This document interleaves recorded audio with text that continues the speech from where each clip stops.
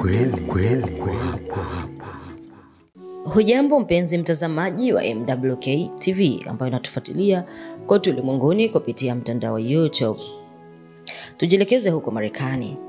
Kijana mwenye umri wa miaka 34 ajulikanaye kwa jina la Zohran Mamdani amechaguliwa kuwa meya mpya wa jiji la New York na kuwa Muislamu wa kwanza kabisa kushinda wadhifa huo katika historia ya jiji hilo kubwa zaidi Marekani.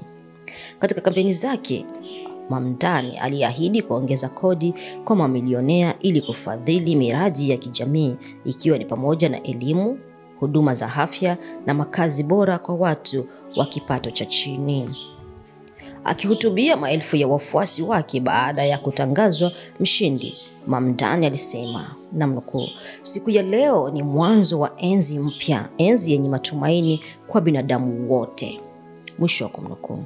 Kwa mujibu wa wachambuzi wa siasa, ushindi wa Mamdani unaashiria mabadiliko makubwa katika siasa za Marekani na ushahidi wa kuongezeka kwa ushawishi wa vijana, Waislamu na watu wa asili ya kigeni katika uongozi wa kimataifa aidha wa taifa hilo.